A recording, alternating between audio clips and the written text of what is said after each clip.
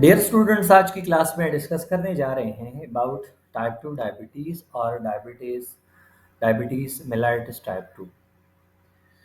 Diabetes और diabetes mellitus type 2 क्या है और इसकी काजिंग एजेंट्स और इसकी वजह क्या है, इसके कॉम्प्लिकेशंस क्या है और इसके नॉर्मल यानी कि साइंस और सिम्टम्स वगैरह क्या है। सो आज डिटेल के साथ डिस्कस करते हैं 3D एनिमेशन की मदद से कि डायबिटीज़ मेलाइटिस टाइप 2 और टाइप 2 डायबिटीज़ क्या चीज़ है। स्टूडेंट, सबसे पहले जो खुराक हम लेते हैं, जो मशरूबात हम लेते हैं, बेवरेजेस या वो तमाम चीज़ें जिसमें कार्बोहाइड्रेट और मोस्टली शुगर पाया जाता है। सो वो चीज़ें डाइजेस्टिव सिस्टम से पास होने के बाद स्मॉल इंटेस्टाइन में एब्जॉर्ब हो जाते हैं और वो हमारे ब्लड स्ट्रीम के साथ शामिल हो जाते हैं। सो फॉर एग्ज़ाम्पल यहाँ पर आप देख सकते हैं, फॉर एग्ज़ाम्पल अब अगर हम चाय पीते हैं या कोई भी जो है वो मशरूब लेते हैं which contain glucose, so all these stuff going to the esophagus, then to the stomach. After that it passed to the small intestine, and we well know that from the small intestine the sugar are absorbed into the bloodstream. सो जब sugar blood stream में पास हो जाता है, then after that जो हमारे लिए required होता है वो तो हमारी बॉडी यूटिलाइज करती है। और जो एक्सेसिव शुगर है या आप जो शुगर ब्लड में शामिल हुआ, इसका रेगुलेशन ज़रूरी है बॉडी के लिए। अगर नॉर्मली बॉडी इसकी लेवल को रेगुलेट करती है, ठीक है। सो जब इसकी रेगुलेशन ना हो, तो इसकी वजह से जो कंडीशन काज होगा वो फिर हमारे पास डायबिटीज़ होगा। यहाँ पर एक टाइप 1 है, टाइप 2 है। हम बात करते हैं टाइप 2 के बारे में। सो जब ये शुगर शामिल हो जाता है ब्लड स्ट्रीम के साथ, so then suddenly at the same time the pancreas release insulin, which is an important hormone and released by the beta cell of pancreas. pancreas में जो बीटा सेल्स होते हैं वो क्या करती हैं, वो इंसुलिन हार्मोन को रिलीज करते हैं। सो जिस तरह शुगर एब्जॉर्ब हो जाता है, यहाँ पर आप स्क्रीन के ऊपर देख सकते हैं कि अब शुगर एब्जॉर्ब हो जाता है ब्लड स्ट्रीम में और लिवर की तरफ वो अब दौड़ेगा। सो इसी ड्यूरेशन में या इसी कंडीशन में पेनक्रियास क्या करता है, पेनक्रियास इंसुलिन हार्मोन रिलीज करता है, ठीक है। सो जब इंसुलिन हार्मोन रिलीज हो जाए, जिस तरह आप यहाँ पर देख सकते हैं, ये इंसुलिन हार्मोन बेसिकली क्या करते हैं, ये शुगर लेवल को रेगुलेट करते हैं by converting the sugar into glycogen. ये शुगर को ग्लाइकोजन में कन्वर्ट करता है। So normally glucose sugar is absorbed into the bloodstream and the pancreas release insulin and response the insulin lower the level of glucose in the bloodstream. सो यहाँ पर हमने दो चीज़ों को देख लिया। एक वो शुगर जो एब्जॉर्ब हो जाता है और फिर इसकी एब्जॉर्प्शन के फ़ौरन बाद जो है यहाँ पर आप देख सकते हैं कि शुगर मॉलिक्यूल ब्लड स्ट्रीम में एब्जॉर्ब हो रहे हैं और इसके फ़ौरन बाद अब पेनक्रियास से क्या रिलीज होगा, पेनक्रियास से अब रिलीज होगा इंसुलिन। सो ये आप ब्लू कलर में देख सकते हैं कि इंसुलिन रिलीज होते हैं और ये इंसुलिन क्या करते हैं, ब्लड की शुगर लेवल को रेगुलेट करते हैं। ये तो एक नॉर्मल प्रोसेस है। अब क्या होगा, इसमें कुछ एबनॉर्मेलिटी आ जाए। सो नेक्स्ट स्लाइड के ऊपर देखते हैं टाइप 2 डायबिटीज मेलाइटिस बेसिकली क्या होता है। And someone the type 2 diabetes insulin from the pancreas cannot adequately keep blood sugar low. This means blood sugar level remain high in the bloodstream. आप यहाँ पर अगर देख ले तो इसमें हम देखते हैं कि ज़्यादा शुगर जो है वो अब एब्जॉर्ब हो चुके हैं ब्लड स्ट्रीम में और पेनक्रियाज उसी तरीके से जो इंसुलिन रिलीज करता है, बेसिकली वो इंसुलिन इस लेवल को रेगुलेट नहीं कर सकता। यानी जिस तरीके से इसको रेगुलेट करना चाहिए उसी तरीके से अब ये रेगुलेट नहीं कर सकता और इसी कंडीशन में ब्लड में हाई शुगर लेवल पाया जाता है।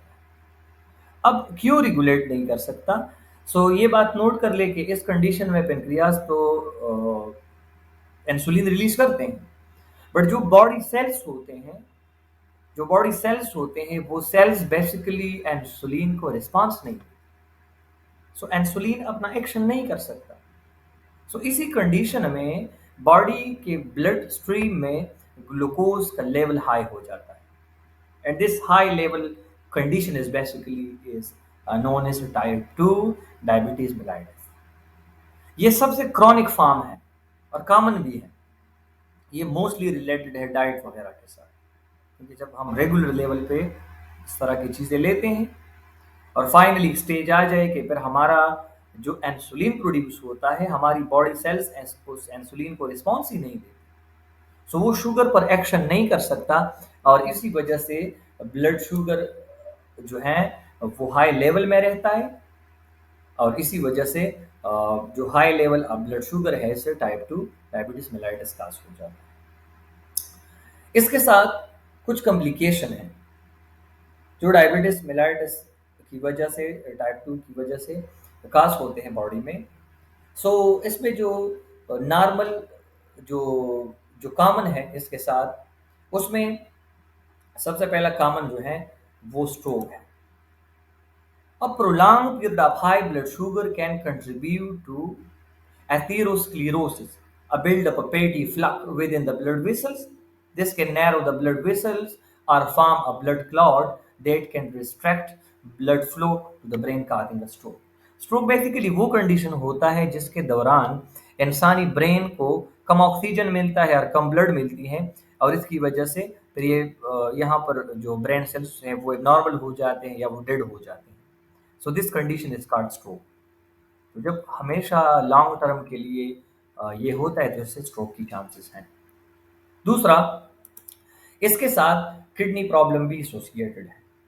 Diabetes mellitus as the leading cause of kidney disease long term, high level sugar damage the blood vessel in the kidney, so the kidney don't work as well as they should to filter the blood.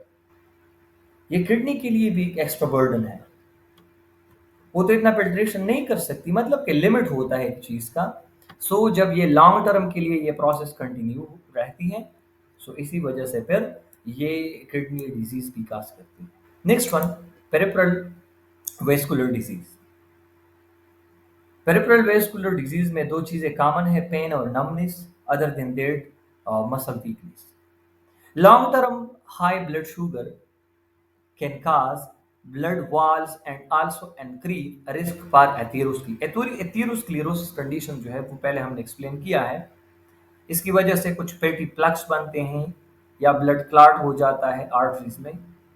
सो यहाँ पर मुख्तलिफ condition काज होते हैं। जो peripheral vessels होते हैं legs में, arms में वगैरह, उसकी ब्लॉकेज या वहाँ पर ब्लड फ्लो कम हो जाती है, फिर इसकी वजह से पेन और नमनेस वगैरह आ सकता है। ठीक है, इसी स्टेज में आप देख सकते हैं। मसल वीकनेस भी इसकी वजह से होता है, और मोस्ट इंपॉर्टेंट इससे एरेक्टाइल डिस्फंक्शन भी होता है। Long term high blood glucose या sugar level can lead to damage the nerve and blood vessel involve with obtaining and sustaining an erection. Penis में जो मसल्स होते हैं, सर्कुलर स्मूथ मसल्स, वो भी इससे मुतासर हो सकते हैं। सो एरेक्टाइल डिस्फंक्शन इसकी वजह से हो सकता है। हार्ट के साथ जो एसोसिएटेड प्रॉब्लम है कार्डियोवैस्कुलर डिजीजेस में हार्ट अटैक है, माइनर हार्ट अटैक या फुल हार्ट अटैक, या जो कॉर्नरी आर्टरी होती है इसमें फ्लग बनना, उसमें ब्लॉकेज का होना वगैरह वगैरह इसमें शामिल है। और द लास्ट वन इसके साथ एसोसिएटेड है vision.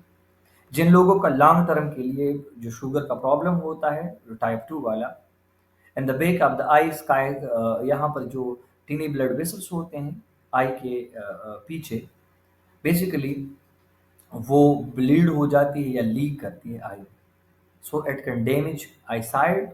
Other than that diabetes also increase the risk for cataracts and glaucoma. So these are different complications which are associated with diabetes type 2. So dear students, आज की class में हमने shortly explain किया with the help of 3D animation about diabetes mellitus type 2। इसके complication हमने पढ़े, इसका general mechanism develop होने का पढ़ा, और इससे पहले हमने normal regulation की भी बात की।